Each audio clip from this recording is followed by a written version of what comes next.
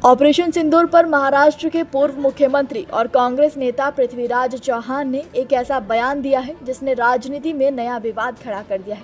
मंगलवार को पुणे में प्रेस कॉन्फ्रेंस करते हुए पूर्व मुख्यमंत्री और कांग्रेस नेता पृथ्वीराज चौहान ने दावा किया कि ऑपरेशन सिंदूर के पहले ही दिन भारत को करारी हार का सामना करना पड़ा और भारतीय वायुसेना पूरी तरह से ठप रही, जिसके बाद उनके इस बयान ने अब नई जंग छेड़ डाली है। चौहान ने कहा कि पहले ही दिन हमें पूरी तरह से हार का सामना करना पड़ा। 7 मई को हुई आधे घंटे की हवाई मुठभेड़ में हम पूरी तरह पराजित हुए। चौहान ने कहा कि 7 मई को हुई करीब आधे घंटे की हवाई झड़प में भारतीय विमान उड़ान भरने की हालत में नहीं थे, क्योंकि पाकिस्तान की ओर से उन्हें गिराए जाने का खतरा था।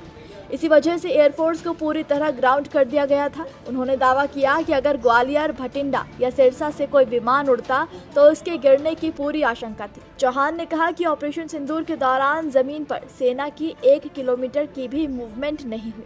लड़ाई सिर्फ हवाई और मिसाइल हमलों तक सीमित रही। ऐसे में सवाल उठता है कि क्या भविष्य में होने वाली लड़ाइयों में 12 लाख सैनिकों वाली बड़ी थल सेना की जरूरत होगी? उन्हें किसी और काम में भी लगाया जा सकता है। चौहान ने कहा कि 7 मई को करीब आधे घंटे तक चली हवाई झड़प में भारतीय पक्ष को भारी नुकसान हुआ है, चाहे लोग इसे माने या ना माने। आगे उन्होंने ये तक दावा कर दिया कि इस दौरान भारतीय लड़ाकू विमान मार गिराए गए और वायुसेना का एक भी विमान उड़ान नहीं भर सका। पूर्व मुख्यमंत्री ने आरोप लगाया कि ऑपरेशन सिंदूर की पूरी सच्चाई देश के सामने नहीं लाई गई है। उनके मुताबिक युद्ध में नुकसान होना सामान्य है, लेकिन सरकार कुछ तथ्यों को छुपा रही है।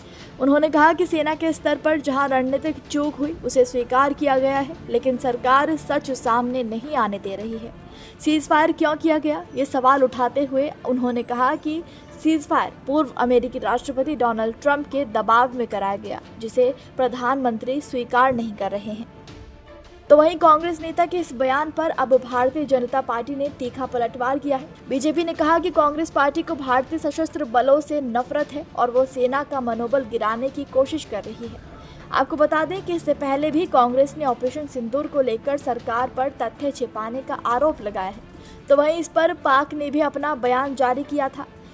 17 सितंबर को इस्लामाबाद पॉलिसी रिसर्च इंस्टीट्यूट की तरफ से आयोजित एक कार्यक्रम में पाकिस्तान आर्मी के retired lieutenant general Khalid Kidwai ने कहा था कि पाकिस्तान ने भारत के 6 नहीं बल्कि कुल 7 विमान गिराए। इसमें 4 राफेल, एक MiG-29, एक सुखोई 30 और एक मिराज 2000 शामिल है। इसके अलावा भारत ने एक इजराइल में बना हेरॉन UAV भी खोया था, जिसके बाद कांग्रेस ने सरकार से कई बड़े सवाल पूछ डाले और जनता से सच छुपाने का भी आरोप लगा दिया। नमस्कार, मैं हूं मानक गुप्ता। अगर आपको हमारा ये वीडियो पसंद आया हो तो इसे लाइक और शेयर जरूर करें और हाँ, हमें सब्सक्राइब और फॉलो करना ना भूलें, ताकि आप देश और दुनिया की कोई खबर मिस ना करें। तो जुड़े रहिए हमारे साथ और देखते रहिए News 24।